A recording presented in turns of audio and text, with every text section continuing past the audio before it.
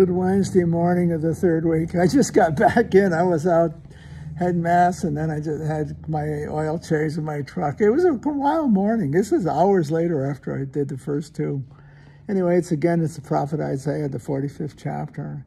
And it's the divine, it's not just the divine creation. It goes beyond, Isaiah's a genius. He really is a religious genius. Or whoever Isaiah is, I think it's multiple Isaiah. I think it's a school of thought. Whatever the case, there is a keen sense of imminent redemption. The creator of the universe is also the redeemer of the universe.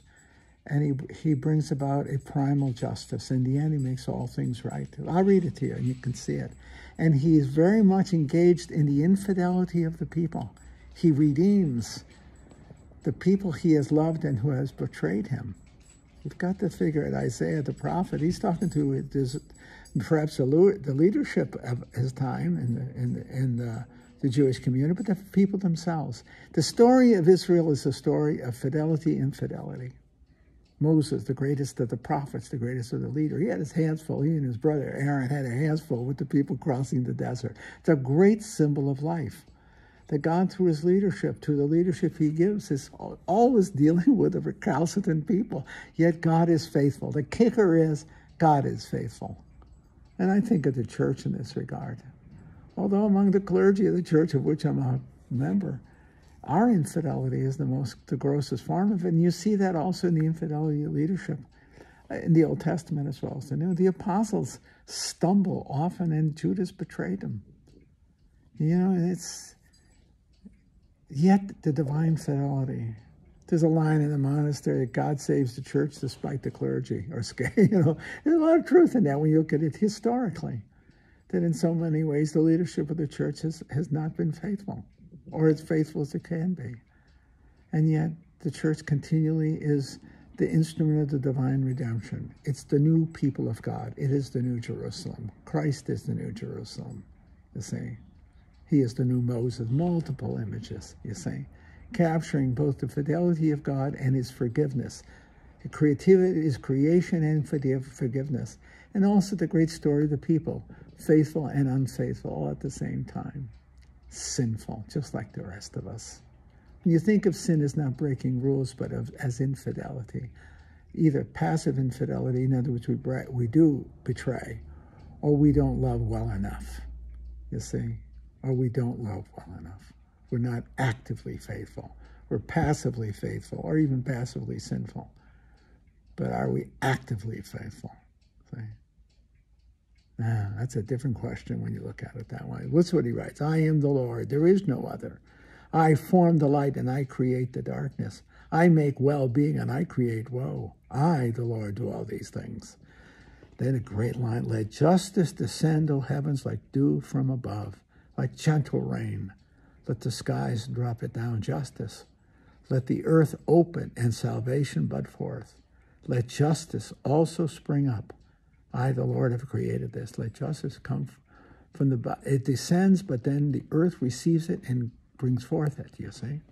The creator of the heavens, who is God? The designer, maker of the earth, who established it? Not creating it to be a waste, but designed to be lived in. I am the Lord. There is no other. Who announced this from of old and foretold it from of old? Was it not I, the Lord, besides whom there is no other God? There's no just and saving God but me. Turn to me. Be safe, all you ends of the earth, for I am God, there is no other. I myself, by myself I swear, uttering my just decree and my unalterable word.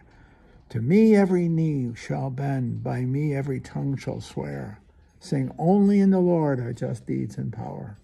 Before him in shame shall come all who vent their anger against him. In the Lord shall be the vindication and the glory of all the descendants of Israel. That's a great text. You see? Yeah. God is saying every knee shall bend and every tongue shall swear. Only in the Lord there are just deeds and power. Before him in shame shall come all who vent their anger against him, those who curse the divine. See? In the Lord shall be the vindication, glory of the descendants of people, the redeemed. You see, the redeemed. The more I think of life, and maybe in my old age, I think of it more than ever before. I teach young people, and I look into their faces of tomorrow, and it's the face of beauty and hope. It's a privilege in my life that I am still teaching young people, young, beautiful young men and women, bright young future doctors, attorneys, professional people. I look into the face of tomorrow every time I walk in the classroom. But I also remember yesterday. And so in remembering yesterday, I have a wisdom they don't possess. They have an energy I no longer have, an energy for creating tomorrow, and I encourage it. I massively encourage it. I told them, you are the leaders of tomorrow. Let nothing get in your way. Never give up. Always build. You are the builders of the new world. Now, let's say the New Jerusalem. But I also tell them I've been there and I understand the fallibilities of life.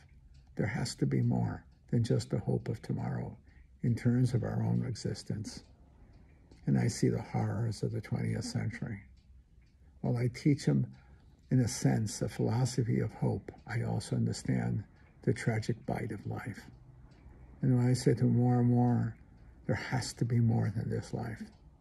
There has to be more, but you won't come to that until you're older, and you'll see life's limitations. Now you surge forward. Later you'll reflect back. And it's the redemptive moment is when you begin to reflect back. I remember Mother said to me, she became religious when she became old.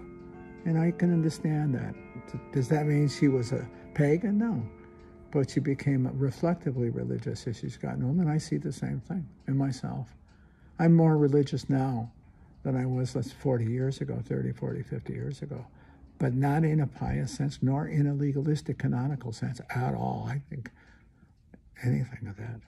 But in a reflective sense, because I recognize that the Lord is the source of justice, and the Lord, in the end, in Christ himself, is the Lord of the universe, for whom it was created and to whom he joined and brought us with him. That in the end, Christ is the hope of the universe, not the promise of tomorrow. He is the tomorrow, because he makes straight the crooked lines. He saves us from death and annihilation. He makes right the universe. What I've learned in my lifetime, in my reflection, all you got to do is know some history and know that there's very, very sparse justice in this world, that the right order of things is hardly there. There is justice, but marginal in comparison to the horrors of injustice and evil. You know, I was saying in my Mass this morning at 6:30 Mass, for the survivors of the Holocaust, the survivors of the Second World War, there is redemption. There is the beauty of redemption. You see them building their lives up. I believe in this. But what about the little girl who was 6 years old, got gassed at Auschwitz? Where's the redemption for her? Or that little boy who was 3. The Nazis would wipe out the women and the children, and those right away. They got whacked in the first hour. They got off the train. They thought they were taking a shower. Instead, they were gassed to death. Hitler was a very efficient murderer. When you think that tens of thousands were killed per week, actually per day, that's horror. Where's the justice?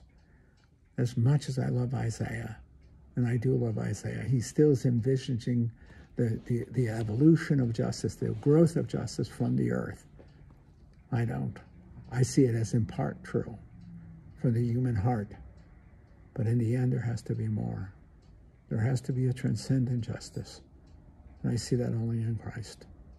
A judgment for the wicked, and redemption for the victims that could not have died in vain. And I cling to St. Paul's letter to the Colossians, that we fill up those things wanting in the suffering of Christ, that little Jewish girl who got gassed in the gas chamber did not die in vain, that there will be a final justice, but in the end, that final justice is not just the punishment of the guilty, but the restoration in life and beauty of the victim.